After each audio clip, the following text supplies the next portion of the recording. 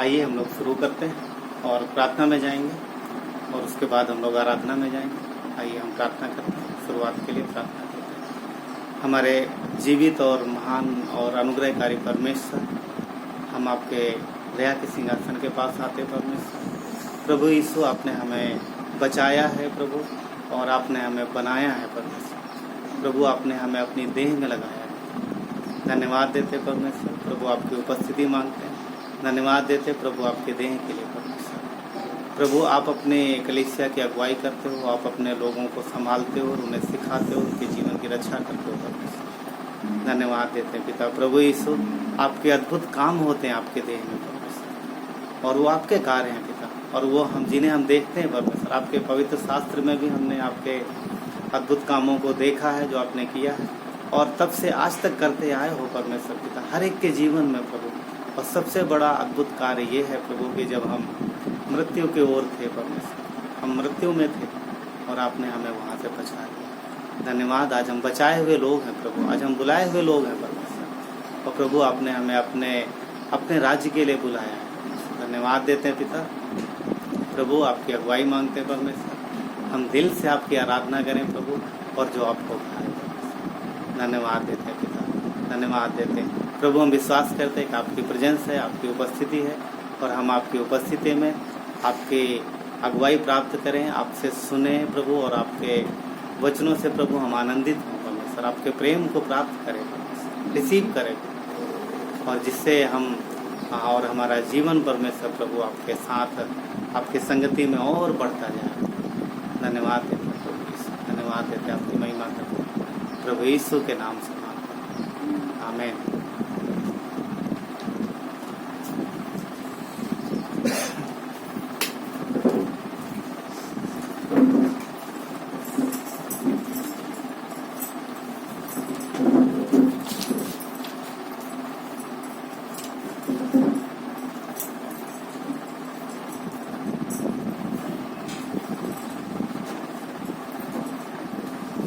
प्रभु का धन्यवाद करूंगा,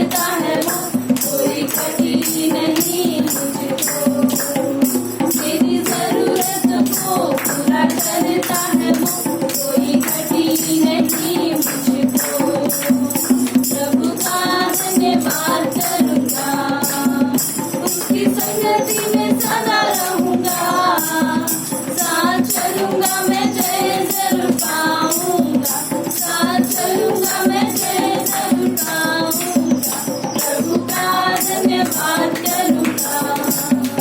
मेरी आयु के दिन पग पग में सदा तेरी सेवा को पूरी करूंगा, मेरी आयु के दिन पग पग में सदा तेरी सेवा को पूरी करूंगा। एक बार भी समान करता रहूंगा, तेरी महिमा मेरी कामना, एक बार भी समान करता रहूंगा, तेरी महिमा मेरी कामना, प्रभु का धन्यवाद करूंगा, उसकी संगति में सदा रहूंगा, साथ चलूंगा मैं जय जरूर पाऊंगा, साथ चलूंगा मैं जय जरूर पाऊंगा, प्रभु का धन्यवाद करूंगा। ओ आकाश सूर्य चंद्रमा स्तुति करो सारा भूमंडल, ओ आकाश सूर्य चंद्रमा स्तुति करो सारा भूमंडल, यीशु ने तुझसे प्रेम किया, तेरे लिए अपना प्राण दिया, यीशु ने तुझसे प्रेम किया, तेरे लिए अपना प्राण दिया, नरक से आत्मा को बचा लिया, नरक से आत्मा को बचा लिया, आनंद जीवन सबको दिया। ओ आकाश सूर्य चंद्रमा स्तुति करो सारा भूमंडल, ओ आकाश सूर्य चंद्रमा स्तुति करो सारा भूमंडल, अनुग्रहकारी प्रिय यीशु धर्मी होकर दुख सहा, अनुग्रहकारी प्रिय यीशु धर्मी होकर दुख सहा, हरा दिया मेरी शैतान को, हरा दिया मेरी शैतान को, मृत्यु पर यीशु विजयी हुआ। ओ आकाश सूर्य चंद्रमा स्तुति करो सारा भूमंडल, ओ आकाश सूर्य चंद्रमा स्तुति करो सारा भूमंडल, दूतों ने सुनाया सुसमाचार, यीशु जी आता है जरूर, दूतों ने सुनाया सुसमाचार, यीशु जी आता है जरूर, बाजे बजाते गाते की, बाजे बजाते गाते की, जय जय बोलो हो जनता, ओ आकाश सूर्य चंद्रमा स्तुति करो सारा भूमंडल, ओ आकाश सूर्य चंद्रमा स्तुति करो सारा भूमंडल, स्तुति करो सारा भूमंडल। धन्यवाद परमेश्वर पिता, आपके अनुग्रह के लिए धन्यवाद करते पिता, आपके प्रेम के लिए धन्यवाद करते पिता। प्रभु आप धर्मी थे परमेश्वर, और फिर भी हमारे लिए आपने क्रूस की तकलीफें उठाई परमेश्वर, आपने हमारे पापों को अपने ऊपर लिया। प्रभु धन्यवाद करते परमेश्वर कि आप हर समय हमारे साथ में रहते हो, हमारी तकलीफों में परमेश्वर जब चारों तरफ से रास्ते बंद होते हैं तब आप हमारे लिए आशा के द्वार खोलते हो परमेश्वर। प्रभु ये दुनिया हमें सुख या कोई भी शांति या आराम नहीं दे सकती, लेकिन सच्ची शांति आप हमें देते हो प्रभु। इसलिए हम आपके सामने झुकते हैं परमेश्वर, हमारे हाथ सिर्फ आपकी तरफ उठते हैं परमेश्वर, हम आपसे मांगते, आपको धन्यवाद देते हैं परमेश्वर, क्योंकि आप हमारे लिए द्वार खोलते हैं। धन्यवाद देते हैं परमेश्वर, हमारे घुटने परमेश्वर सिर्फ आपके आगे टिकते हैं परमेश्वर, क्योंकि आप ही हो परमेश्वर जो हमें हर समय संभालते हो, हमें अनुग्रह देते हो, हम पर दया करते हो, हमसे प्रेम करते हो। धन्यवाद परमेश्वर, थैंक यू लॉर्ड परमेश्वर, हम आपकी स्तुति करते हैं परमेश्वर। धन्यवाद। पवित्र आत्मा, हे पवित्र आत्मा, मुझे ले जाओ यीशु के चरणों में, हे पवित्र आत्मा, हे पवित्र आत्मा, हे पवित्र आत्मा, मुझे ले जाओ यीशु के चरणों में, हे पवित्र आत्मा,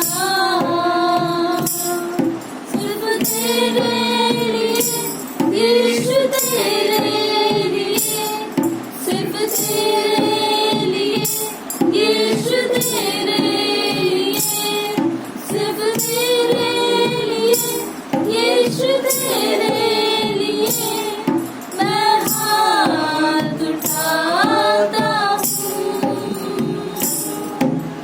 घुटने टिका कर, सिर झुका कर, हाथ उठाता हूँ तेरे लिए, घुटने टिका कर, सिर झुका कर, हाथ उठाता हूँ तेरे लिए, सिर्फ तेरे लिए, यीशु तेरे लिए, सिर्फ तेरे लिए, यीशु तेरे लिए, सिर्फ तेरे लिए, यीशु तेरे लिए, मैं सिर झुकाता हूँ,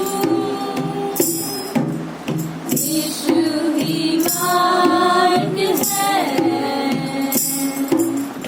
यीशु ही सत्य है, यीशु ही जीवन है, यीशु मेरा प्रभु,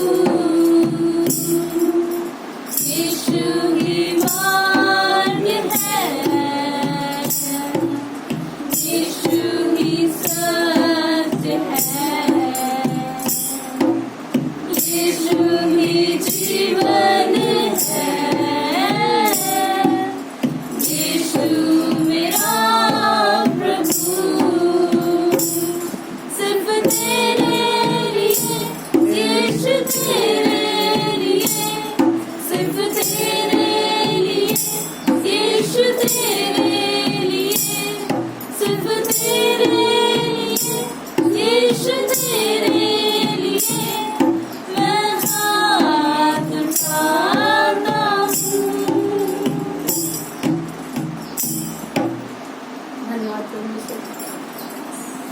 प्रभु, आप ही मार्ग हो परमेश्वर, और आप ही सत्य और आप ही जीवन हो परमेश्वर। जो आपके मार्ग में चलता है कभी निराश नहीं होता परमेश्वर। प्रभु, क्योंकि उसका जीवन बढ़ता है परमेश्वर, अनंत जीवन आप देते हो परमेश्वर। प्रभु, आप जीवन देने वाले परमेश्वर, आपने अपनी सच्चाई को प्रकट किया है। धन्यवाद परमेश्वर। इस संसार में सब कुछ नष्ट हो जाएगा, लेकिन आपकी सच्चाई हमेशा बनी रहेगी परमेश्वर। धन्यवाद परमेश्वर। थैंक यू लॉर्ड परमेश्वर। इस आपकी सच्चाई को प्रकट करने के लिए आप धरती पर आए थे परमेश्वर। यीशु मसीह का रूप लेकर आप आए परमेश्वर। आपने हमारे लिए परमेश्वर उस क्रूस पर जान दी परमेश्वर। आपने हमारे लिए कोड़े खाए परमेश्वर, ताकि हमें अनंत जीवन मिल सके परमेश्वर। धन्यवाद परमेश्वर।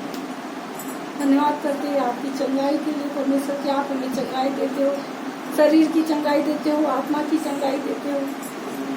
धन्यवाद परमेश्वर कि आप हमें मुक्ति देते हो, हर एक बंधन से, हर एक पाप से हमें मुक्त करते हो। धन्यवाद परमेश्वर। धन्यवाद। Thank you Lord. से लिख तूने मुझे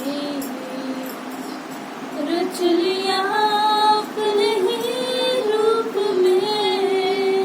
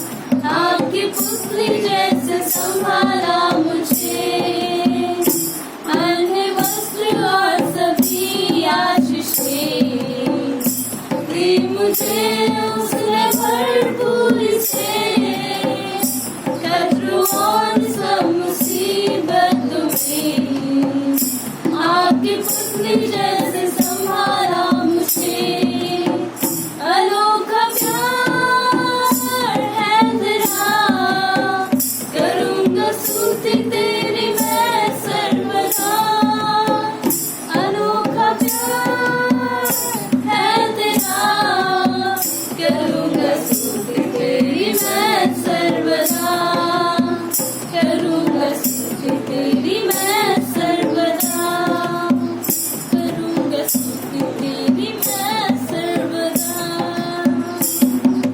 धन्यवाद परमेश्वर प्रभु थैंक यू लॉर्ड प्रभु आप स्तुतियों के योग्य हो आप आराधना के योग्य हो परमेश्वर आप पवित्र परमेश्वर हो धन्यवाद परमेश्वर कि आप हमारी हर एक जरूरत को पूरा करते हो हम जो भी खाते हैं परमेश्वर प्रभु अगर आप अनाज धरती पर ना उगाओ तो कुछ भी मिल नहीं सकता किसान तो बीज बोता है लेकिन उसे उगाते आप हो बढ़ाते आप हो परमेश्वर ताकि आपके लोगों को अन्न मिल सके उनका जीवन परमेश्वर बचा रहे प्रभु तृप्त हो परमेश्वर उनका पेट भर सके पिता प्रभु आप हमें कपड़े देते हो हमारी हर एक जरूरत को पूरा करते हो परमेश्वर सारी आशीषों से आपने हमें भरा है परमेश्वर प्रभु आप हमें संभालते हो हमारी हर एक जरूरत को पूरा करने के लिए धन्यवाद देते पिता धन्यवाद देते आगे के समय को परमेश्वर प्रभु आज यहाँ पर आपकी उपस्थिति है परमेश्वर और पिता हम प्रार्थना करते हैं कि हम सब परमेश्वर जो यहाँ पर इकट्ठे हैं प्रभु आपकी उपस्थिति को हम महसूस करने पाए परमेश्वर और पिता आप हमसे आज क्या बातें करना चाहते हो परमेश्वर प्रभु हम सुन सके परमेश्वर पिता हम प्रार्थना करते हैं कि हमारे आत्मिक कानों को खोल देना आत्मिक हृदय को खोल देना परमेश्वर जो भी बीज इस पुलपिट से बोया जाता है पिता हमारी जमीन को आप तैयार करना हमारे हृदय की जमीन को आप तैयार करना ताकि वो बीज अच्छी जमीन पर गिरे और फलवंत हो 60 गुना 100 गुना फल लेकर आने वाला हो परमेश्वर प्रभु हमारे जीवन को परमेश्वर आज के दिन में आशीषित करना परमेश्वर आपके वचनों से हमें मार्गदर्शन करना पिता हम संतुष्ट हो सके परमेश्वर अपने जीवन में परमेश्वर ऐसी प्रार्थना करते पिता अगुवाई करना परमेश्वर पास्टर को भी आपके चरणों में रखते पिता प्रभु आप उनके द्वारा हमसे बातें करना परमेश्वर उन्हें अगुवाई देना परमेश्वर ऐसी प्रार्थना करते धन्यवाद देते आगे का समय हम आपके चरणों में रखते प्रार्थना करते हमारे उद्धार करता प्रभु यीशु मसीह के नाम से मांगते हैं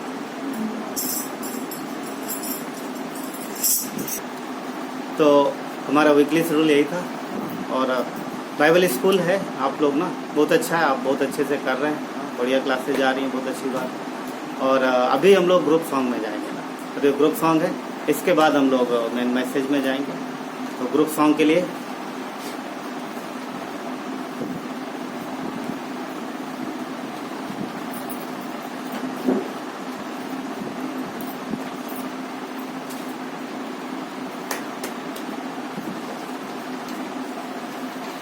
मेरे पास ही रहना प्यारे यीशु तुझ बिन मैं जी ना पाऊंगा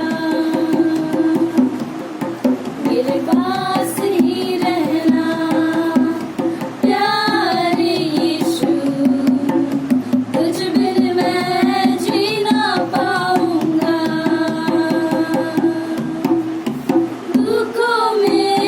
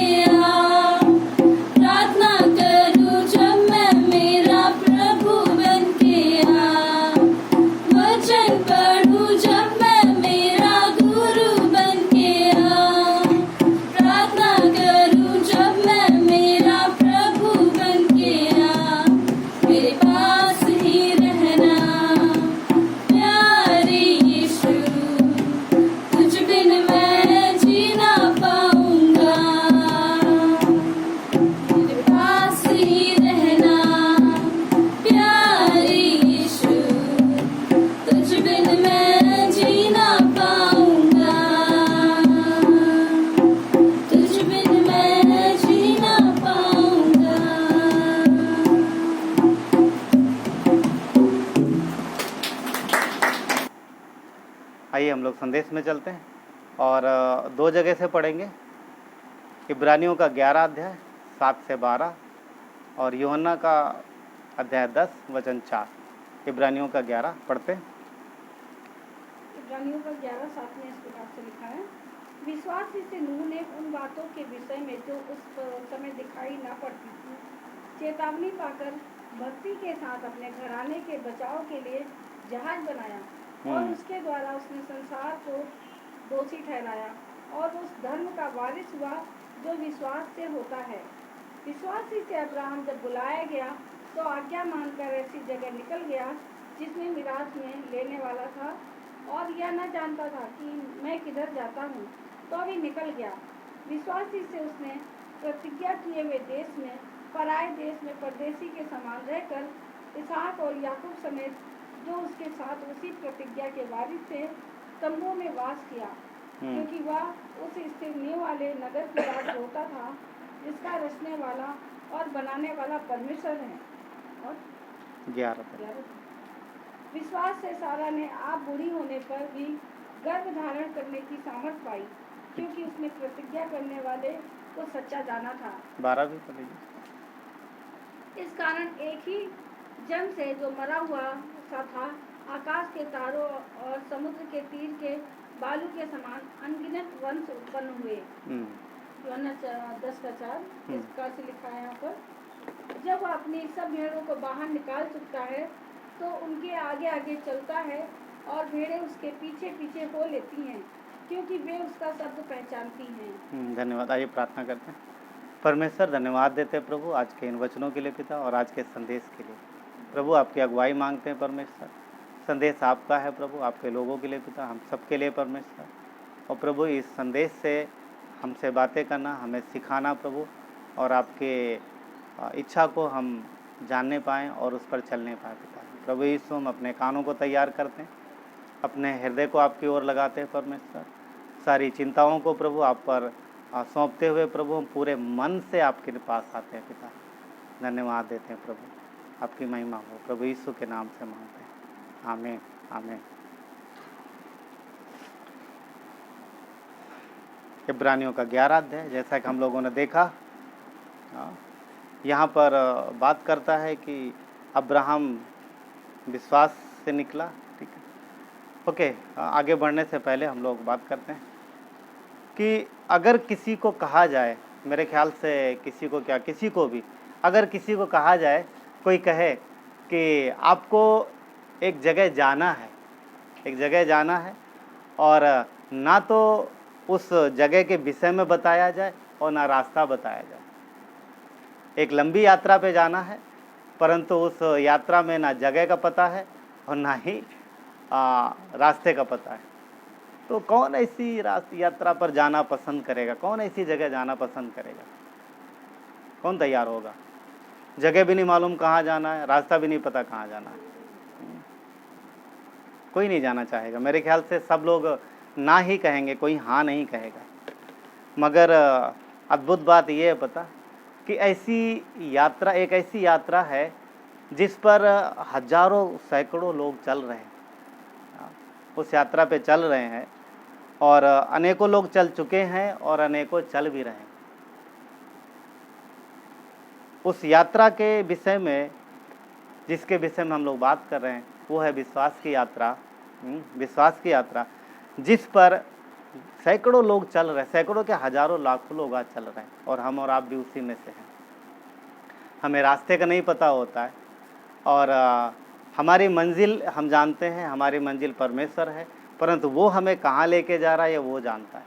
हम विश्वास से चलते हैं, हमें रास्ता नहीं पता किस तरफ जाना है, हमें कहाँ जाना है, सिर्फ इतना पता है कि हम चरवाहे के पीछे जा रहे हैं और वो जिधर जा रहा है उधर जा रहा है। तो एक ऐसी यात्रा है, वो है विश्वास की यात्रा। और विश्वास की यात्रा जो है सब यात्राओं में से बिल्कुल अद्भुत है, अद्भुत यात्रा है ये, क्योंकि इस पे हमें रास्ते का पता नहीं, आगे पहाड़ आएगा या खाई आएगी, कटीली झाड़ियाँ आएंगी, पथरीले रास्ते आएंगे, नहीं पता अपने को। बस एक चीज़ पता है कि हम जिसके पीछे चल रहे हैं हम उसको देखते हैं और विश्वास से चलते हैं, राइट। और जब विश्वास की यात्रा की बात हो तो परमेश्वर के वचन में अब्राहम का नाम ना आए सारे लोगों में, तो फिर ये हो ही नहीं सकता कि अब्राहम का नाम ना आए। क्यों? क्योंकि वही विश्वास का पिता कहलाया है, और वही व्यक्ति है जो सर्वप्रथम दिखता है कि वो एक ऐसी यात्रा पे निकला जिसके विषय में कहा जाता है, लिखा है कि वो जानता भी नहीं था कहाँ जाना। इब्रानियों का 11:8 कहता है, विश्वास से ही अब्राहम जब बुलाया गया तो आज्ञा मानकर ऐसी जगह निकल गया जिसे वो मिरास में लेने वाला था, और ये ना जानता था कि वो किधर जाता है। वो नहीं जानता था कि मैं कहाँ जाता हूँ। यहाँ अब्राहम के विषय में बहुत बढ़िया बात लिखी, पता है क्या? उसे बुलाया गया और परमेश्वर ने बोला चल निकल, और वो उसने आज्ञा मानी और आज्ञा मान के चल पड़ा। और अद्भुत बात यह है कि उसे पता ही नहीं वो जा कहाँ रहा है, कहाँ जा रहा मालूम नहीं, किधर जा रहा मालूम नहीं, कितना चलना है।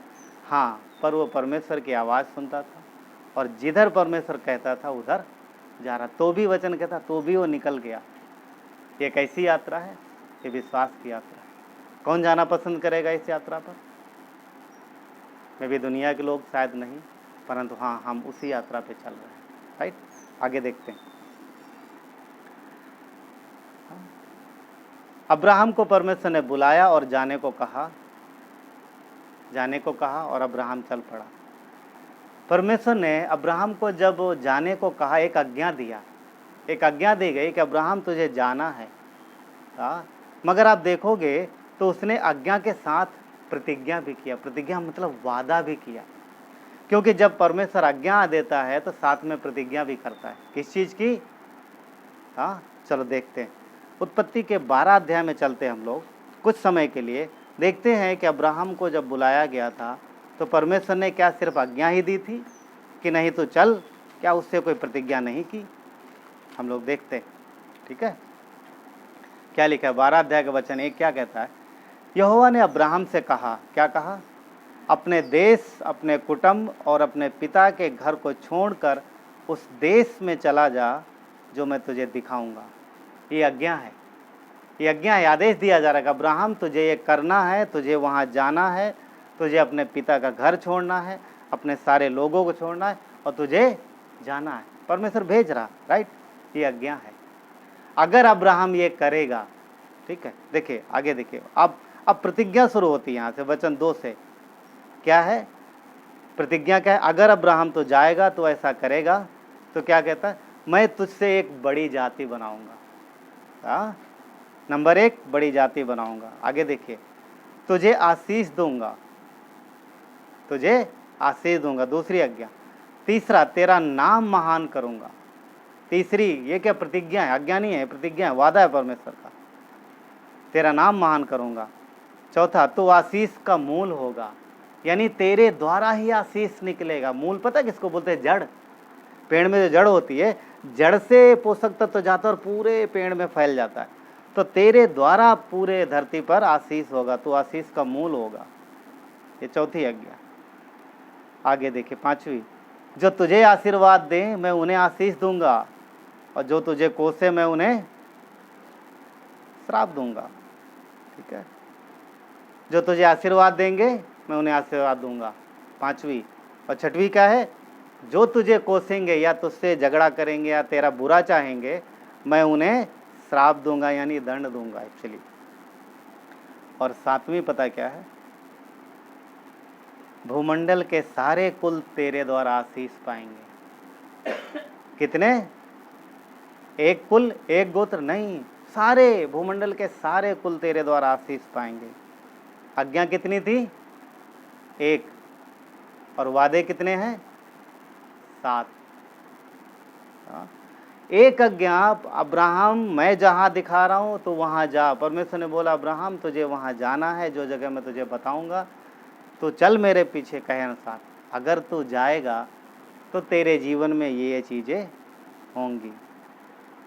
एक आज्ञा के बदले परमेश्वर ने उसे 7 प्रतिज्ञाएं दी।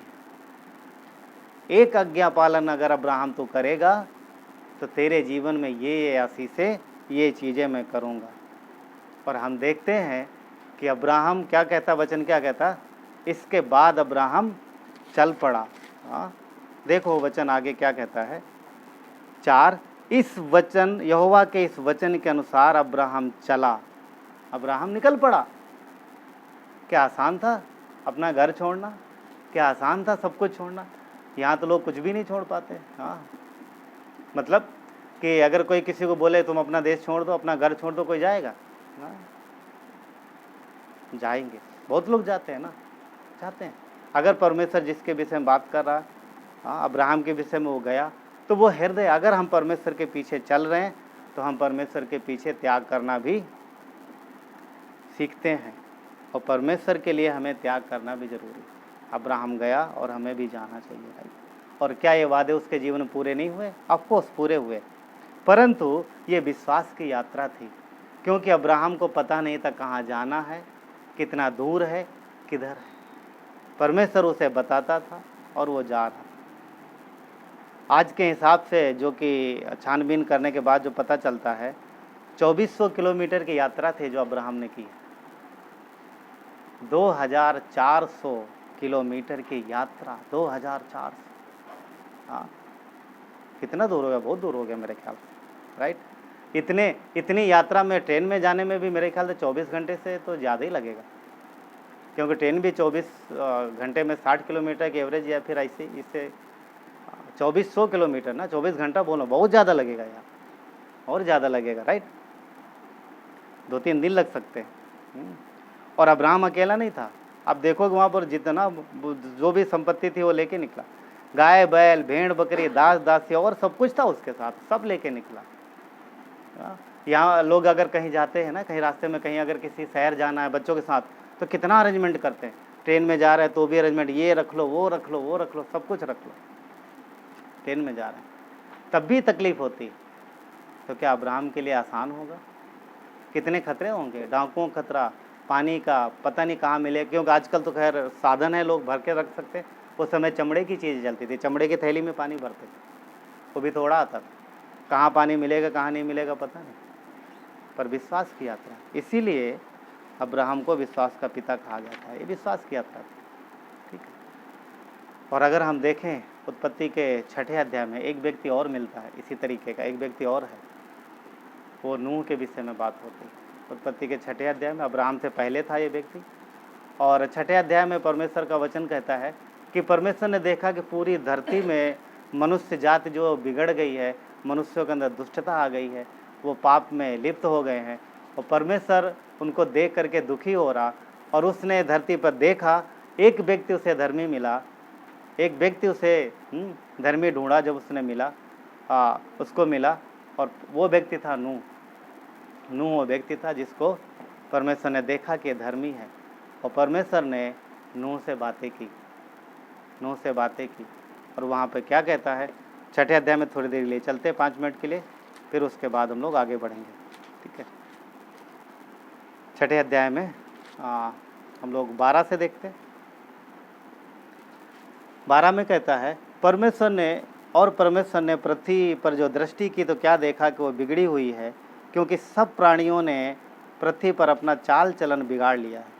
तब परमेश्वर ने नूह से कहा, सब प्राणियों का अंत करने का प्रश्न मेरे पास आ गया है। यहाँ पर क्या है, परमेश्वर बोला सारी धरती सारे प्राणियों को मैं नष्ट करूँगा।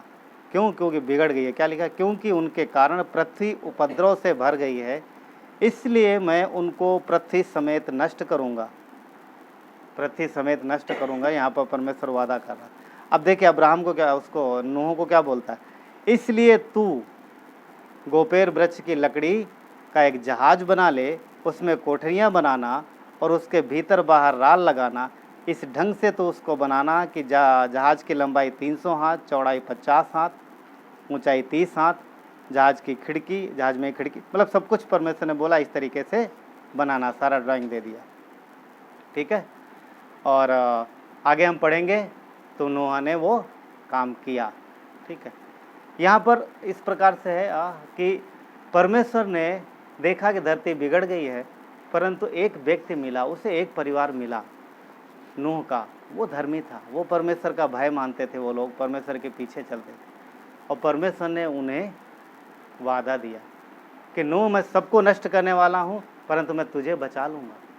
तुझे और तेरे परिवार को बचा लूँगा। एक काम कर, तू एक जहाज बना। क्यों? क्योंकि मैं जल प्रलय लाने वाला हूँ, धरती पर मैं बारिश करने वाला हूँ, इतनी बारिश कि सब नष्ट हो जाएंगे। हाँ, और नूह ने जैसा परमेश्वर ने कहा वैसा काम शुरू किया। नूह के समय तक बारिश नहीं हुई थी धरती पर, और अभी तक बारिश नहीं हुई थी, परंतु फिर भी परमेश्वर ने जैसे नूह से बात की, नूह ने विश्वास किया और काम करना शुरू किया। अगर आप देखोगे तो नूह जहाज बना रहा, उसका परिवार भी उसमें शामिल है, और वो लोग बनाते रहे, और इतना ही नहीं, उन्होंने परमेश्वर की इस बात को अपने और अपने लोगों को भी बताना शुरू किया, और उन्होंने बताया। और ये विश्वास की यात्रा थी, क्योंकि नूह को जहाज बनाने में लगभग 120 साल का समय लगा, करीब 120 साल। 120 साल तक नूह और उसका परिवार जहाज बनाते रहे। यहाँ तक तो 20 साल इंतज़ार करना कितना मुश्किल काम हो जाता है। 20 साल इंतज़ार करे, अरे भैया ऐसा कैसे होगा बताओ। 20 साल तो बड़ी बात। 2 साल लगेंगे इस काम को करने में। प्रभु बहुत देर, 2 साल नहीं, हमसे नहीं होगा। कोई तो बोलता 2 महीने भी बर्दाश्त नहीं कर, 2 महीने भी हमें नहीं बर्दाश्त होगा, 2 दिन में कर दे। 120 साल जहाज बना रहे, ऊपर देख रहे, जहाज बना रहे। कैसे बनाया होगा? दुनिया का पहला जहाज था वो, और वो जहाज का साइज भी छोटा नहीं था, लगभग आज के जहाज़ों के जैसा था। आज के इंजीनियर इतना बड़ा इंजीनियरिंग ना, इतनी बड़ी इंजीनियरिंग है, इतने ज़्यादा लोग, इतनी बड़ी बड़ी मशीनरी, तब जा कर के कहीं खड़ा करते हैं, और फिर भी टाइटैनिक जैसा जहाज डूब जाता है पानी में, राइट? डूब जाता है, उसकी मूवी बनती है।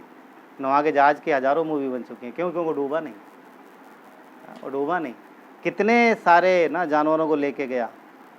450 फीट लंबा था, 75 फीट करीब चौड़ा था वो, और 45 फीट ऊंचा था। 3 मंजिला जहाज था, बीच में कोठरियाँ बनाई थी, और अद्भुत तरीके का वो जहाज था, और वो नोआ ने बनाया। इंजीनियर कौन था? नोआ। परमेश्वर इंजीनियर था। हाथ किसके थे? नोआ के। सामर्थ किसकी थी? परमेश्वर की। क्या नोआ जहाज बना सकता था? कतई नहीं। क्या नोआ का जहाज बनाना आता था? नहीं आता था। पर लोग क्या देख रहे थे? कौन जहाज बना रहा? तो क्या नोआ जहाज बना रहा था? परमेश्वर जहाज बना रहा था। पर नाम किसका हो रहा था? नोहा का। आज किसका जहाज बोला जाता है? नोहा का। तो समझ पा रहे पॉइंट क्या? जब विश्वास करते हैं तो परमेश्वर कमज़ोर आदमी से बड़ा काम कराता है। नोहा कमज़ोर था, तो आम इंसान था, उसने कभी इंजीनियरिंग नहीं पढ़ी, तो परमेश्वर की उसने आज्ञा मानी, और उसने विश्वास के साथ वो काम शुरू किया, और परमेश्वर ने उससे वो काम कराया जो दुनिया में कोई नहीं कर सकता। आज पढ़े लिखे इंजीनियर भी नहीं कर सकते। लकड़ी से, उस समय कोई मशीनरी नहीं, इतनी अच्छी तकनीक नहीं, और फिर भी इतना बड़ा जहाज बनाया उसने। इतना बड़ा जहाज बनाया, समझ रहे? वो परमेश्वर। नोआ जहाँ रहता था वो फरात नदी के किनारे उसका घर था, और कहते हैं लगभग अदन के बगीचे के करीब 70 मील की दूरी पर उसका घर था, लगभग जहाँ पर वो रहता था। अदन के बगीचे जहाँ परमेश्वर ने बना, हालांकि अदन बगीचा परमेश्वर ने छुपा दिया था, पर लोगों का अनुमान है कि वहाँ से लगभग 70 मील की दूरी के आसपास वो रहते थे। 120 साल लगे इस जहाज़ को बनाने में, और 120 साल तक परमेश्वर ने लोगों को समय दिया। अब देखोगे उत्पत्ति किताब में एक बात लिखी हुई है कि मनुष्य की उम्र 120 वर्ष होगी। इसका मतलब ये नहीं कि मनुष्य की उम्र 120 वर्ष होगी। परमेश्वर ने उस दिन से ठहरा दिया जल प्रलय का समय, अब से 120 साल के बाद लगभग 120 साल समय रहेगा मनुष्य के पास, अगर अब तक सुधरे, अन्यथा तब से नोआ ने जहाज बनाना शुरू किया, और 120 साल का समय उन लोगों के पास था। नोहा ने परमेश्वर के इस बात को जो उसको बताई गई, पर नोहा ने सबको बताया कि परमेश्वर धरती पर जल प्रलय लाने वाला है, पापों से फिरो, मन फिराओ, परमेश्वर की ओर आओ। सब उसका मजाक उड़ाते, पागल हो गया बुढ़ऊ। आज के हिसाब से बोलता है वो ये बुढ़ा पागल हो गया। बारिश कभी हुई है आज तक दुनिया में? तूने देखा कभी? तो सबसे पुराना है, तो सबसे बुजुर्ग है, कभी देखा आज तक? अब कैसे हो जाएगी, है ना? मगर दुख की बात यह है कि उस समय उनमें से कोई भी परमेश्वर की ओर नहीं आया, कोई नहीं फिरा। नूह और नूह का परिवार अकेले विश्वास योग्यता से 120 साल तक चलते रहे, और ये भी एक बड़ी विश्वास की यात्रा है। समझ रहे? आसान नहीं था। पूरा सब एक तरफ है और ये अकेले एक तरफ है, ये अलग कुछ कर रहा है, और सब सोचो कैसा माहौल रहा होगा। उसके परिवार वाले, उसके रिश्तेदार, उसके लोग कैसा उसको ताने मार रहे होंगे ना, कैसा ताने मार रहे होंगे, क्या कर रहे हो तुम, ये देखो, ये देखो क्या कर रहे हैं, अभी तक सब हमारे साथ थे, अभी कहाँ जा रहे हैं, ये क्या कर रहे हैं, ये कुछ अलग हो गए, दिमाग हिल गया इनका। हाँ, दिमाग हिल गया, अभी पागल हो गया, अभी देखो, अभी तक साथ में नाच गा रहे थे, अब उधर आग बैठे के लिए। 120 साल तक उन्होंने ताने सुने, 120 साल तक उन्होंने उनकी बातों को सुना, और उस वो जो मेंटली सताव था उसको सुना, परंतु वो हिले नहीं। क्यों? क्योंकि उन्होंने क्लियर आवाज़ सुना था। समझ रहे? क्लियर आवाज़ सुना था, और वो और उसका परिवार विश्वास से चलते रहे। ये विश्वास की यात्रा थी। समझ पा रहे? ये विश्वास की यात्रा जो नोहा के परिवार ने पूरी की, और इसके बाद परमेश्वर का वादा क्या था कि वो उन्हें बचा लेगा। राइट? वो उन्हें बचा लेगा। और हम जानते हैं कि इस यात्रा के बाद सिर्फ नूह का ही परिवार बचा, पति पत्नी वो और उनके 3 बेटे और 3 बहुएं बच गए। ठीक है। मत्ती के 16:18 में यीशु ने कहा, मैं मेरी कलीसिया बनाऊंगा। मत्ती के 16:18 में यीशु ने कहा, मैं मेरी कलीसिया बनाऊंगा। और आप जानते हैं, पता, ये कलीसिया भी एक जहाज का चित्र है। जैसा जहाज नोहा ने बनाया, जो उस जहाज के अंदर था वो उस जल प्रलय से बच गया, उसकी मौत नहीं हुई, बाकी सब मर गए। बाकी सब मर गए, एक भी नहीं बचा, सिर्फ 8 बचे थे। यीशु जो कलीसिया बना रहे, ये भी एक जहाज के जैसा है। पता, एक बार फिर जब धरती पर ना, एक बार फिर जब पाप की वजह से धरती को परमेश्वर सारे धरती को सारे प्राणियों समेत नष्ट करेगा, तो फिर से वही लोग बचेंगे जो इस जहाज में सवार हैं। परमेश्वर वापस से जहाज बना रहा है। आज मसीह यीशु का जहाज, ये लकड़ी नहीं दिख रही, इसमें हथौड़ी नहीं दिख रही है, इसमें काम करते हुए लोग उस तरीके से नहीं दिख रहे हैं, परंतु इस जहाज में हजारों वर्कर हैं। उस समय नोहा का परिवार था, आज सैकड़ों हजारों परिवार हैं जो इस काम में लगे हुए हैं। और परमेश्वर ने जिसको बोला है, तुम जाओ, तुम उस जगह जाओ, तुम वहाँ मेरा नाव बनाओ, तुम वहाँ जाओ, तुम वहाँ जाओ। समझ पा रहे हैं? और हजारों परिवार इस काम में लगे हुए हैं। और अच्छी बात यह है कि लाखों परिवार इस नाव में सवार हुए हैं, हो रहे हैं, और जब तक वो समय नहीं आएगा तब तक होते रहेंगे। उस समय कोई नहीं आया नोहा के साथ, पर अच्छी बात यह है कि इस समय परमेश्वर ना लोगों के हृदय को नम्र कर रहा है, और इस समय बहुत से लोग इस जहाज में सवार हो रहे हैं। मगर इसके बावजूद भी इतना ही नहीं है, फिर भी बहुत से ऐसे हठी लोग हैं जो आज भी पहले के जैसे लोगों की तरह हट करके बैठे हैं, और वो इस जहाज पर सवार होना नहीं चाहते। क्यों? क्योंकि उनको अपने बुरे कामों से मन फिराना पड़ेगा, पापों से अलग होना पड़ेगा, और उन्हें बुराई इतना पसंद है कि वो छोड़ना नहीं चाहते। राइट? नोहा के समय तक बारिश नहीं हुई थी, अकेला नोहा का परिवार था जो उस काम में लगा हुआ था, और वो विश्वास की यात्रा थी। आज भी जो परमेश्वर के अगुए, जो सेवक लगे हुए हैं, वो भी विश्वास की यात्रा है। पता, जो लोग इस पे सवार हैं, राइट, जो सवार हैं वो भी विश्वास की यात्रा से सवार हैं। क्योंकि ये विश्वास की यात्रा है, और एक दिन ये जहाज कंप्लीट हो जाएगा। समझ रहे? जैसे नोहा का जहाज बन गया, जल प्रलय आई और पूरी दुनिया में बाढ़ आई और सबके सब खत्म हुए, एक दिन ये भी जहाज कंप्लीट होगा। और जिस दिन ये कंप्लीट हो जाएगा, उस दिन हम लोग कहाँ चले जाएंगे? बादलों पर। उस दिन हम बादलों पे चले जाएंगे। और ये भी विश्वास की यात्रा है, समझ रहे, ये भी विश्वास की यात्रा है। नोहा का जहाज अरारात नामक पर्वत पर टिक गया था। वो कहते 17,000 फीट के आसपास उसकी ऊंचाई है अरारात पर्वत की। अगर उस ऐसी इतनी ऊंचाई पे जाओगे आप, तो जब आप ऊपर चले जाओगे तो बादल आपको नीचे दिखेंगे। कई जगह पे ऐसे मैं कई सारी जगह पे गया हूँ इतनी ऊंचाइयों पर, तो जब हम ऊपर से नीचे देखते तो बादल हमको नीचे उड़ते हुए दिखाई देते थे।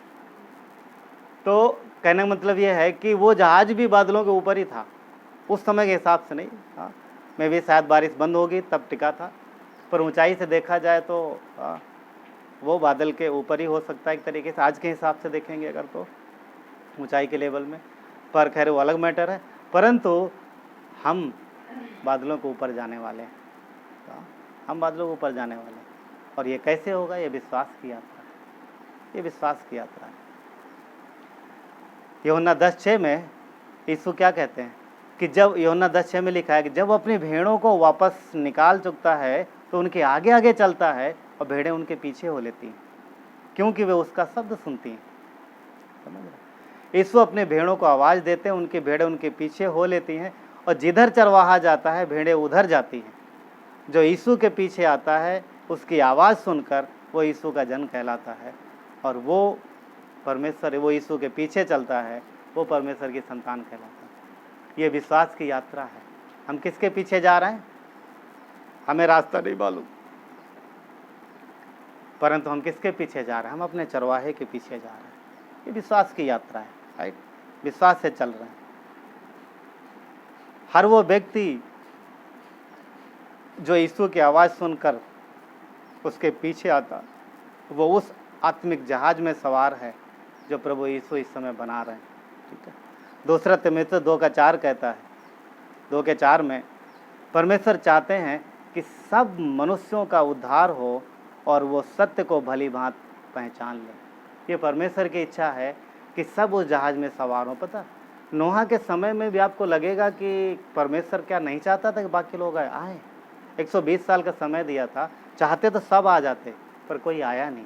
आज भी परमेश्वर की इच्छा है कि सब आए इस नाव में, पर अब कितने आते हैं ये तो परमेश्वर जानता है, पर अच्छी बात है कि लोग आ रहे हैं। ठीक, दूसरा तिमुथियुस का 5:5 कहता, 2 अध्याय का, क्योंकि एक ही परमेश्वर है और परमेश्वर और मनुष्यों के बीच में एक ही बिचवई है, अर्थात यीशु मसीह जो मनुष्य है।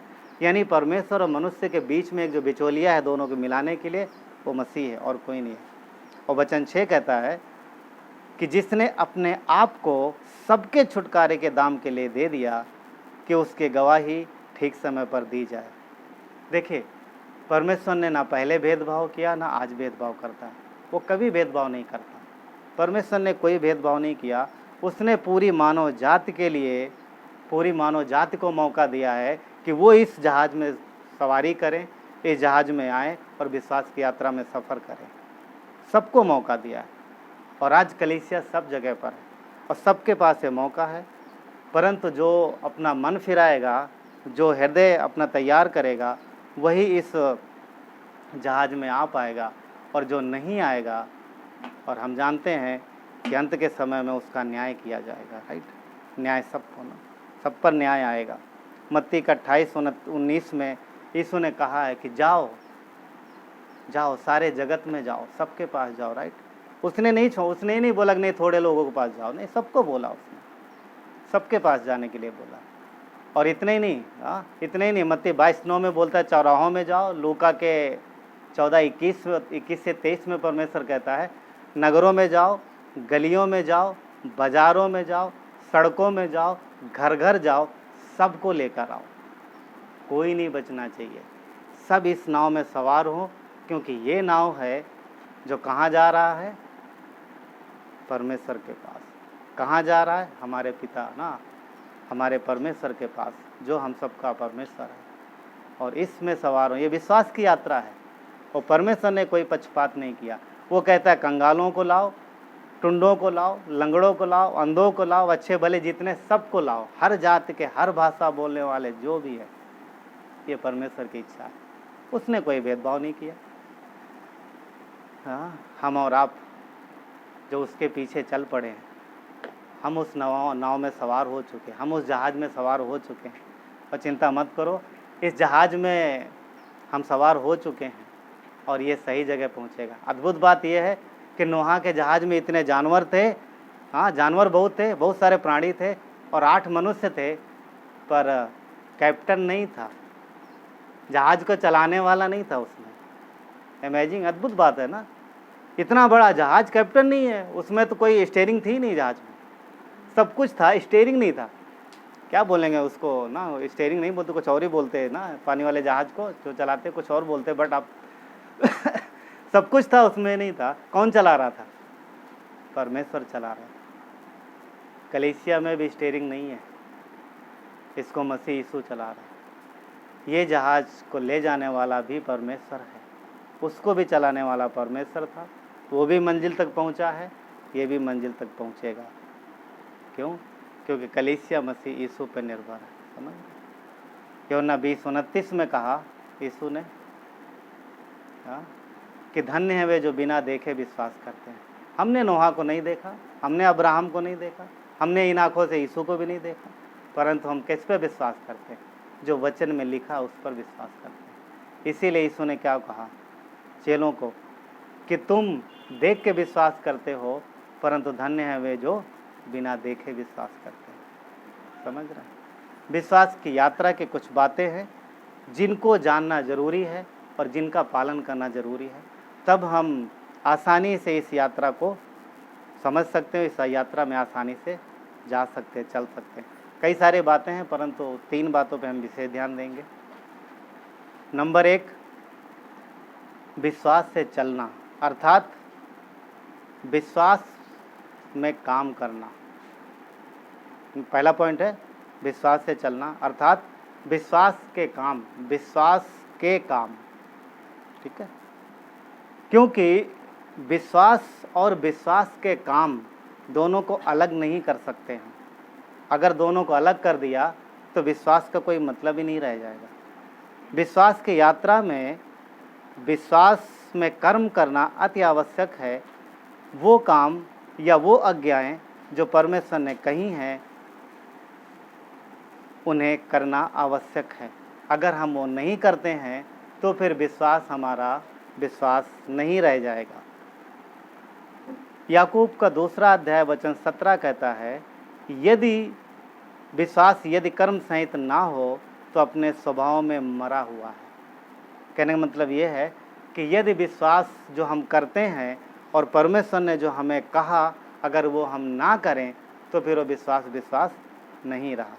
क्योंकि आज्ञा के साथ प्रतिज्ञा जुड़ी होती है और परमेश्वर की प्रतिज्ञा जो आज्ञा से जुड़ी होती है वो आज्ञा पालन से पूरी होती है। ठीक है? जो प्रतिज्ञा, जो वादा आज्ञा के साथ जुड़ा हुआ है, तो जब हम उस आज्ञा को पालन करते हैं, आज्ञा को मानते हैं, तो वो वादा पूरा होता है। उदाहरण तौर पे जैसा हमने देखा, अब्राहम को आज्ञा दी गई थी कि तू जा, और साथ में प्रतिज्ञाएं भी दी गई थी। अगर अब्राहम नहीं जाता तो क्या वो प्रतिज्ञाएं पूरी होती? पहले अब्राहम का काम था, पहले उसने विश्वास किया और वो परमेश्वर के विश्वास के अनुसार चल पड़ा। उसके बाद परमेश्वर के जो वादे थे, जो प्रतिज्ञाएं थी, उसके जीवन में पूरी होनी शुरू हुई, पूरी हुई। ठीक? नूह को आज्ञा पहले मिली कि एक जहाज बना, और बाद में प्रतिज्ञा थी, ये नूहा यदि तू जहाज बनाएगा तो मैं तुझे और तेरे परिवार को बचा लूँगा। और नूहा ने काम किया। विश्वास और कर्म दोनों जुड़े हुए हैं। कौन से कर्म? विश्वास के काम। वो आज्ञाएं जो परमेश्वर ने हमें दी हैं करने के लिए, उनको करना जरूरी है। यदि हम नहीं करते हैं तो फिर हमारा विश्वास नहीं रहा। नूहा ने वो किया और परमेश्वर ने उसके अपने वादे को पूरा किया। याकूब का 2 अध्याय 4 वचन 14 कहता है, यदि कोई कहे मुझे विश्वास है पर कर्म ना करता हो, यदि कोई कहे मुझे विश्वास है पर कर्म ना करता हो तो इससे उसे क्या लाभ होगा? क्या ऐसा विश्वास कभी उद्धार कर सकता है? समझ पा रहे कि यदि आज्ञा दी गई है, अगर उस आज्ञा का पालन नहीं हुआ तो विश्वास भी कहाँ रहा? हम घर में भी आज्ञाकारी होते हैं, आज्ञाकारी बच्चे होते हैं, आज्ञाकारी शिष्य होते हैं, आज्ञाकारी हम रहते हैं अपने अपने परिवार में भी, अपने समाज। तो फिर हमें परमेश्वर के प्रति भी आज्ञाकारी होना, क्योंकि आज्ञा के साथ प्रतिज्ञा है, वादा है परमेश्वर का, और वादा पूरा होता है। ठीक, यहाँ पर जो लिखा है कि बिना कर्म का विश्वास उद्धार नहीं कर सकता, तो इसका उद्धार सल्वेशन नहीं है, मतलब वो उद्धार नहीं है जो हमें बचाया जाना स्वर्ग से। ये अलग वर्ड है, ये ग्रीक में है सोजो, SOZO, और जिसका एक लाइन में ये मतलब है कि तकलीफ़ों या समस्याओं से बाहर निकलना, तकलीफ़ों या समस्याओं से बाहर निकलना। तो जब हम विश्वास करते हैं तो परमेश्वर इन सारी चीज़ों से हमें बाहर निकालता है और उसके वादे हमारे जीवन में पूरे होते हैं। ठीक है, हम विश्वासी हैं, परमेश्वर से विश्वास करते हैं और प्रभु पर बहुत आशा रखते हैं। और कोई ये अच्छी बात है, कोई ना ये कोई बुरी बात नहीं है, परमेश्वर पर आशा रखना बहुत अच्छी बात, आशा रखना भी चाहिए। और जब हम लोग तकलीफ़ परेशानी में फंसते हैं तो हम कैसा प्रार्थना करते हैं ना कि प्रभु मुझे इन तकलीफ़ परेशानी से निकालो, राइट। हम लोग प्रार्थना करते हैं, प्रभु आप रक्षा करने वाले परमेश्वर हो। भजन संहिता 121:8 में आपने कहा है कि मैं तेरी सुरक्षा करूँगा आते जाते सब जगह। ठीक है, प्रभु आप चंगाई देने वाले परमेश्वर, आप चंगाई देते हो। प्रभु मुझे तकलीफ़ है, भजन संहिता 103:3 में आपने कहा है कि आप चंगा करोगे। प्रभु मैं इस तकलीफ़ में फंसा हूँ, उपाय करो, आप उपाय करने वाले हो। हाँ, उत्पत्ति 22:14 में आपने उपाय किया, अब्राहम के लिए उपाय किया। प्रभु आप आशीष देने वाले हो, आपने कहा है मैं तुझे आशीष दूंगा, हाँ आशीष दूंगा। इब्रानियों के 6:14 में आपने कहा मैं आशीष दूंगा और तेरी संतान को बढ़ाता जाऊंगा। ये सब वादे हम लोग बोलते हैं प्रभु के साथ में, और करना भी चाहिए। मगर परमेश्वर एक बात और भी बोलता है, मलाकी 3:10 भी याद रखना।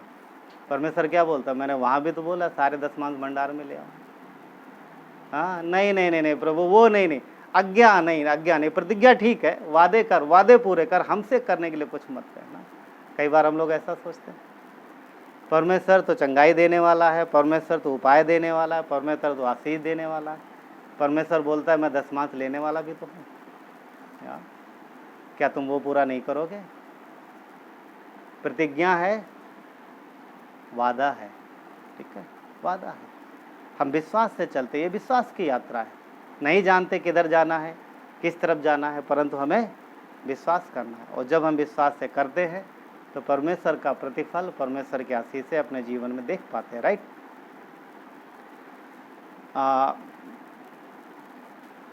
ग्रेटर ग्रेस के US के कुछ मिशनरी, कुछ लोग मीन्स आज के काफ़ी साल पहले चाइना जाने वाले थे और उनके पास पैसों का बंदोबस्त नहीं था और आधी दूर तक का था। जैसा कि मैंने पास्टर से सुना है कि आधी दूर तक का उनके पास पैसे थे, तो पास्टर ने उनको बोला या तो आप अकेले चले जाओ तो आप चाइना जा सकते हो, परंतु आप अपनी टीम को लेके जा रहे हो तो आप आधी दूर तक जा पाओगे, आपके पास चुनाव है कहाँ क्या करना है।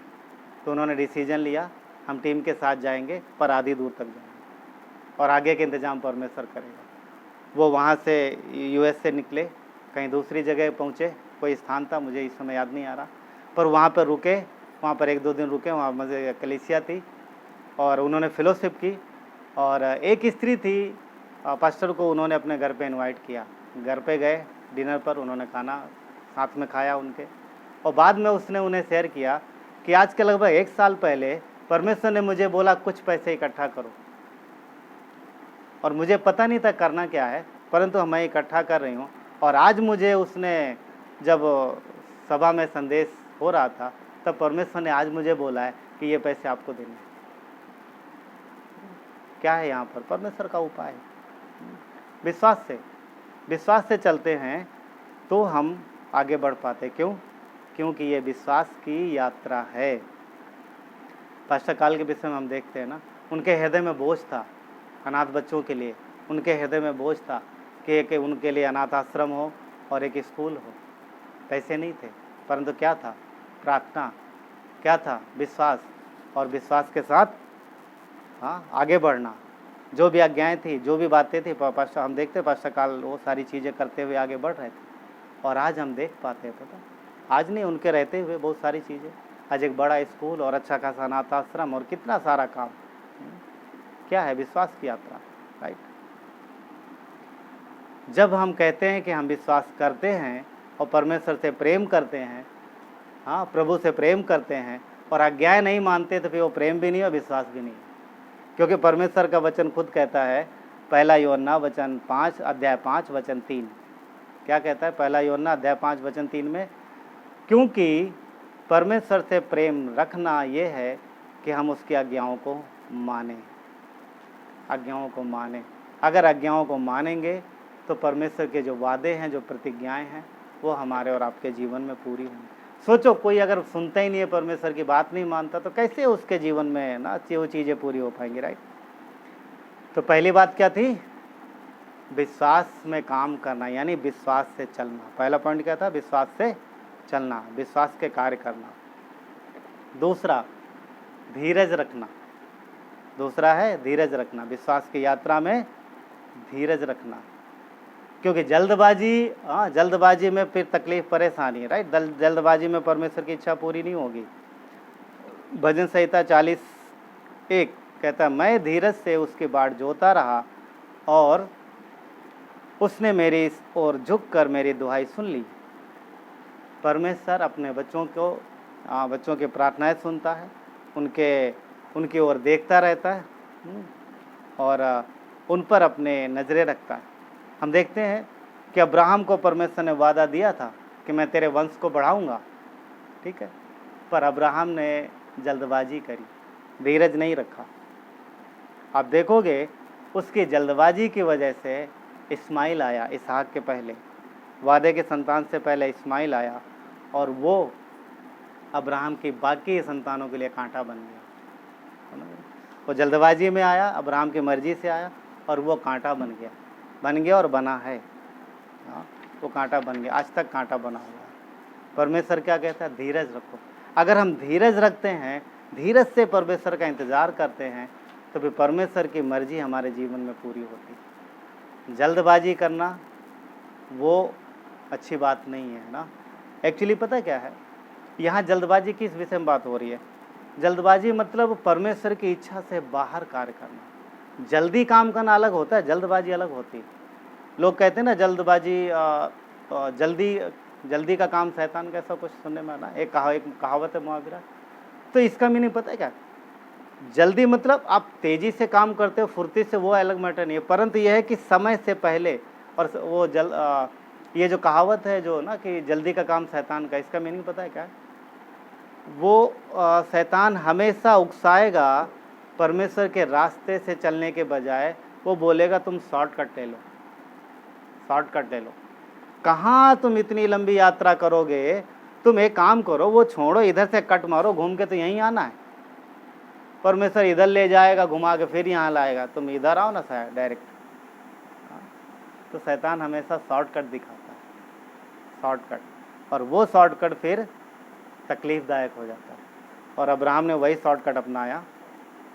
एक उदाहरण बता रहे हैं कि हर एक चीज़ में जब जल्दबाजी ना, जल्दी, धीरज रखना, धीरज। परमेश्वर समय में है और हम उसके समय में। नहीं प्रभु, मैं तो 60 साल का हो गया हूँ, अभी तो 10 साल बाद या 5 साल बाद मैं मर जाऊँगा। कौन बोला मर जाओगे? क्या जीवन परमेश्वर के हाथ में नहीं है? नहीं प्रभु, मैं तो 45-40 साल का हो गया, मेरी भी शादी नहीं हुई। बहुत सारी चीज़ें। धीरज रखो, परमेश्वर समय पे करता, राइट। इब्रानियों का 10:36 कहता है, क्योंकि तुम्हें धीरज धरना आवश्यक है ताकि परमेश्वर की इच्छा पूरी करके तुम प्रतिज्ञा का फल लाओ।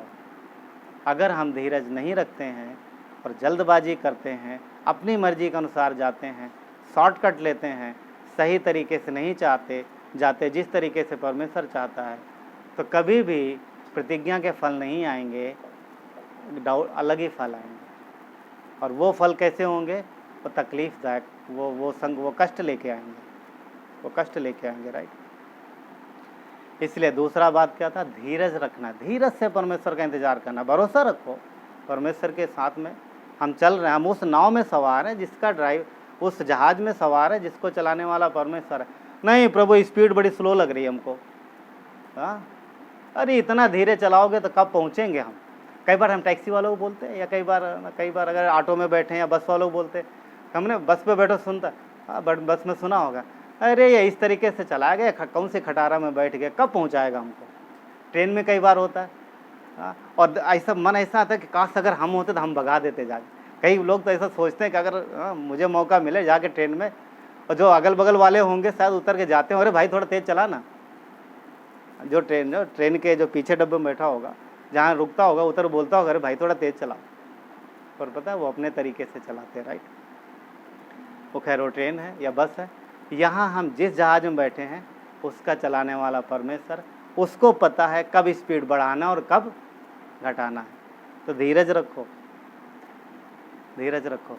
एक व्यक्ति ने प्रार्थना की कि प्रभु मुझे धीरज चाहिए, मुझे धीरज दो, मुझे अंदर धीरज है, मैं बहुत बेसब्र होता हूँ, प्रभु मुझे धीरज चाहिए। वो प्रार्थना कर रहा था, परमेश्वर ने बोला ओके ठीक, मैं तुझे धीरज देता हूँ। और फिर अगले दिन वो सुबह जॉब के लिए निकला, काम के लिए, और उसने रिक्शा लिया तो रिक्शा में थोड़ा सा लेट हो गया, रिक्शा नहीं मिल रहा। रिक्शा समझते ना, मतलब घर से निकला, ऑटो पकड़ा, ऑटो के लिए ट्रेन में जाना है, मुंबई में अक्सर यही होता। तो रिक्शा नहीं मिला, तो रिक्शे में उसको थोड़ा सा चिड़चिड़ाहट हो गया, अरे यार रिक्शा, घड़ी देख रहा, बार बार घड़ी देख रहा, और उधर रिक्शा देख रहा, राइट। रिक्शा आया, रिक्शा वाले बोला भाई जल्दी कर, मेरा ट्रेन छूट रहा, जल्दी भगा। और जब वहाँ पर गया तो देखा कि जो ट्रेन थी वो भी लेट। अब वो घड़ी देख रहा, अरे मेरा ऑफिस इतने बजे खुलता है, ऑफिस इतने बजे खुलता है, लेट होता जा रहा, अभी ट्रेन नहीं आ रही है ना, वो लेट। तो उसके मन में ना वो बोला यार, वो जल्दबाजी कर रहा। तभी उसके आत्मा में एक आवाज़ आई, मैं तुझे धीरज सिखा रहा हूँ, शांति से रह। परमेश्वर धीरज ना, उसने प्रार्थना की प्रभु जल्दी, ये क्यों नहीं हो रहा मेरे साथ, क्यों ट्रेन लेट हो रही मेरी, क्यों इसे लेट हो रहा। बोला तुझे धीरज सीखना, समझ रहे। तो कई बार परमेश्वर परिस्थितियों में धीरज सिखाते। अगली बात जो है वो नम्रता। तीसरे पॉइंट जो है नम्रता। नम्रता मतलब परमेश्वर पर निर्भर होना, परमेश्वर की इच्छा अनुसार चलना, ना कि अपनी इच्छा अनुसार। हम स्वयं का दिमाग लगाते हैं, स्वयं की बुद्धि लगाते हैं, और हम लोग नम्र नहीं होते, राइट। तो नम्रता, विश्वास की यात्रा में फलवंत होने के लिए नम्रता बहुत आवश्यक है। पहला शमूएल 22:36 कहता है, तूने मुझको अपने उद्धार की ढाल दी है और तेरी नम्रता मुझे बढ़ाती है। परमेश्वर की नम्रता हमें बढ़ाती है, सुरक्षा भी देती है, राइट। भजन संहिता 18:35 कहता है, परमेश्वर की नम्रता हमें महत्व देती है। हम नम्र हैं, परमेश्वर में ऊंचा उठाता है, राइट। नीति वचन 15:33 कहता है, परमेश्वर यानी यहोवा का भय मानने से शिक्षा प्राप्त होती है और महिमा से पहले नम्रता आती है। यानी जब हमारा जीवन महिमामय हो, दूसरों को प्रभावित करने वाला हो, इससे पहले नम्रता आना जरूरी है। नम्र व्यक्ति ही यीशु की आवाज़ को सुन पाएगा और उसके उद्देश्य को पूरा कर पाएगा। 120 साल नूह के परिवार को लगे, उन्होंने 120 साल उसकी आवाज़ सुनी और उसकी इच्छा को पूरा कर पाए। उन्होंने तकलीफ़ सही, ताने सहे, दुनिया के लोगों को और क्या क्या सहा, जहाज बनाते रहे, और उन्होंने उस यात्रा को पूरी किया, राइट। आज संसार में हर एक व्यक्ति, पता है क्या, परमेश्वर ने बोला था कि मैं तुम्हें बचा लूँगा। किसको? नूह को। आज आप देखोगे, पता, उन्हीं के परिवार के द्वारा, 3 बेटे 3 बहुओं के द्वारा दुनिया आगे आई है, और उन्हीं के वंशज पूरी दुनिया में है। नूह के वंश ने ही पूरी धरती पर कब्जा किया हुआ है, क्योंकि उन्हीं के वंश दुनिया में आज भी। और मत्ती का 5:5 क्या कहता है कि धन्य है वे जो नम्र हैं, वो पृथ्वी के अधिकारी होंगे। तो नम्रता, राइट, नम्रता के साथ हमें आगे बढ़ना। भजन संहिता 18:12 कहता है, नाश होने से पहले मनुष्य के मन में घमंड और महिमा पाने से पहले नम्रता उत्पन्न होती है। नाश होने से पहले घमंड आता है। क्या हम घमंडी बने? यीशु ने अपने आप को इतना नम्र किया कि वो परमेश्वर होकर मनुष्य बना, और मनुष्य बनकर भी वो चेलों के लिए दास बन गया, उसने पैर धोए। तो नम्र हमें रहना, हम घमंड नहीं करना हमें किसी भी बात को लेकर के, क्योंकि घमंडी व्यक्ति कभी भी परमेश्वर से कुछ भी रिसीव नहीं कर पाएगा। ओके। पहला पत्रस 5 का वचन 5 का बी पार्ट कहता है कि परमेश्वर अभिमानियों का विरोध करता है, परंतु दीनों पर अनुग्रह करता है। किसका विरोध करता है परमेश्वर? अभिमानियों का, घमंडियों का विरोध करता है। विश्वास की यात्रा में ये मुख्य बातें हैं, 3 और भी हैं, परंतु ये मुख्य बातें हैं जिनको हमें समझना है और विश्वास से चलना है। हर वो व्यक्ति जो विश्वास करता है मसीह यीशु पर, वो विश्वास की यात्रा में है, जीवन की यात्रा में है, और इसमें हमें विश्वास से चलना है। परमेश्वर ऐसे लोगों को खोज रहा है जो विश्वास से चलें, कि परमेश्वर उसे इस्तेमाल करे और उसके जीवन से महिमा ले और परमेश्वर की महिमा दूसरों के जीवन में जाए। भजन संहिता 101:6 कहता है, मेरी आंखें देश के विश्वास योग्य लोगों पर लगी रहती हैं कि वे मेरे संग रहें। जो खरे मार्ग पर चलता है वही मेरा टहलुआ होगा, यानी वही मेरा सेवक होगा। वचन क्या कहता है कि परमेश्वर की नज़रें देश यानी धरती के ऐसे लोगों पर लगी रहती हैं जो विश्वास योग्य हों और उनके खरे मार्ग पे चले। हम मसीह के लोग हैं, उसने हमें बुलाया है, वही हमें सफल करेगा, वही हमारे इस यात्रा को सफल करेगा। हम उसके पीछे चलते हैं और ज़रूरी है कि हम विश्वास योग्य बने रहें। यूहन्ना 10:6 में उसने कहा कि मेरी भेड़ें मेरे पीछे हो लेती हैं क्योंकि वो मेरा शब्द पहचानती हैं। इस विश्वास की यात्रा में हमें यीशु का शब्द पहचानना ज़रूरी है। अब्राहम यदि आवाज़ नहीं सुन पाता तो यात्रा पूरी नहीं कर पाता। नोहा यदि आवाज़ नहीं सुन पाता तो जहाज़ नहीं बना पाता। हमें आवाज़ सुनना है और उसके पीछे चलना है, तब हम इस यात्रा को पूरा कर पाएंगे। आइए प्रार्थना करते हैं। प्यारे पिता परमेश्वर, धन्यवाद देते हैं आपके प्रेम और दया के लिए। पिता प्रभु, इस विश्वास की यात्रा में परमेश्वर हम विश्वास से चलते हैं, और अद्भुत बात यह है प्रभु कि हम जिस जहाज़ पर हैं उसके कैप्टन आप हो प्रभु, इसलिए हमें चिंता की कोई ज़रूरत नहीं। वो जहाज़ को बनाया भी आपने। धन्यवाद प्रभु यीशु, जो हमारा काम है वो हम करें। आज्ञाएं हमारे लिए हैं और वादे आपके हैं परमेश्वर। प्रभु, यदि हम आज्ञाओं का पालन करते हैं तो प्रभु हमारे जीवन में आपके वादे, आपकी प्रतिज्ञाएं अवश्य पूरी होंगी। धन्यवाद देते, आपकी महिमा करते हैं। प्रभु यीशु, आपने हमारे लिए क्रूस पर जान दी है, आपने सबके लिए मार्ग खोल दिया पिता। आज जो चाहे वो हर व्यक्ति इस जहाज़ में सवार हो सकता है, हर व्यक्ति उद्धार पा सकता है। आपने पक्षपात नहीं किया, आपने भेदभाव नहीं किया।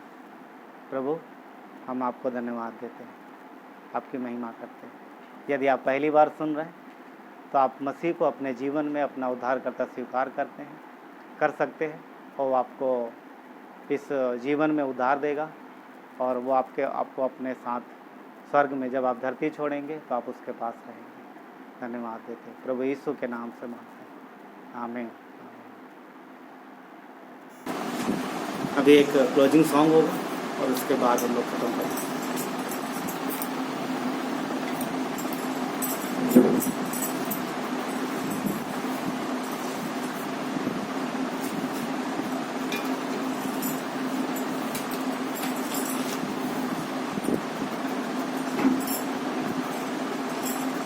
सेनाओं का यहोवा हमारे संग संग है, याकूब का परमेश्वर हमारा ऊंचा गढ़ है। सेनाओं का यहोवा हमारे संग संग है, याकूब का परमेश्वर हमारा ऊंचा गढ़ है।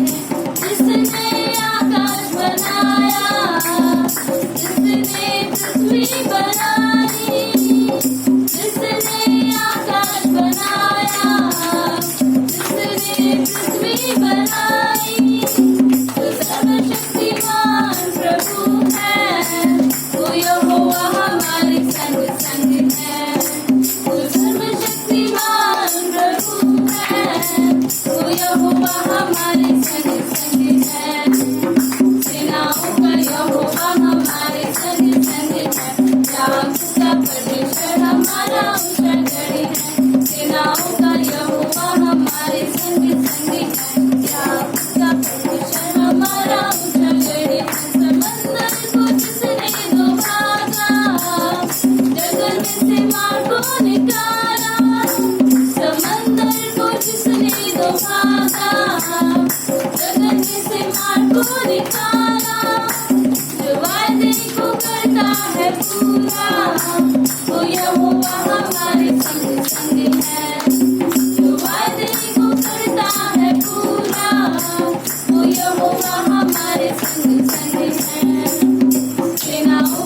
यहोवा हमारे संग संग है। याकूब का परमेश्वर हमारा ऊंचा गढ़ है। सेनाओं का यहोवा हमारे संग संग है। याकूब का परमेश्वर हमारा ऊंचा गढ़ है।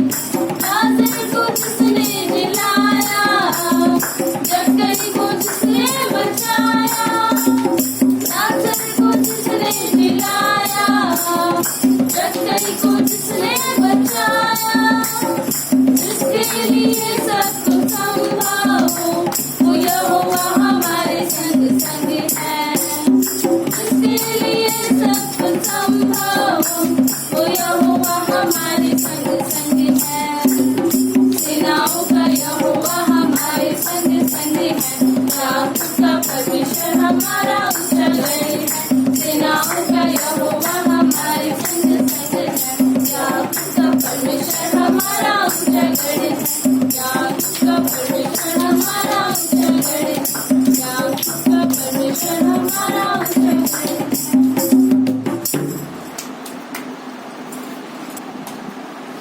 परमेश्वर धन्यवाद देते प्रभु यीशु आपके प्रेम और दया के लिए। परमेश्वर प्रभु हम विश्वास की यात्रा पर हैं और प्रभु इस यात्रा में परमेश्वर आप हम आपके पीछे चलते परमेश्वर, आपकी इच्छा के पीछे चलते, आप हमारी अगुवाई करते हो परमेश्वर। प्रभु हम उस जहाज में सवार हैं जो आप चला रहे हैं और प्रभु यीशु अब इस जहाज में जब हम हैं तो हमें किसी प्रकार की चिंता या फिक्र करने की ज़रूरत नहीं है कि जहाज स्लो चल रहा है या तेज चल रहा है। तो वो सब आप अपने समय में करते हो। हम विश्वास से, धीरज से और नम्रतापूर्वक प्रभु चलते रहें प्रभु, क्योंकि आपके वादे प्रभु, आपने जो आज्ञाएँ दी हैं प्रभु, वो हमारे लिए, वो हम करें और आपकी जो प्रतिज्ञा है, आपने जो वादे किए वो आप हमारे जीवन में पूरा करें। धन्यवाद परमेश्वर। प्रभु आप विश्वास योग्य हो, हमें विश्वास योग्य रहने के लिए थैंक यू। धन्यवाद है कि आपकी महिमा प्रभु यीशु आज के समय को परमेश्वर प्रभु आपने जो हमें संभाला, सिखाया, सुरक्षित रखा परमेश्वर, इसके लिए धन्यवाद। धन्यवाद के साथ प्रार्थना विनती उद्धार करता प्रभु यीशु के नाम।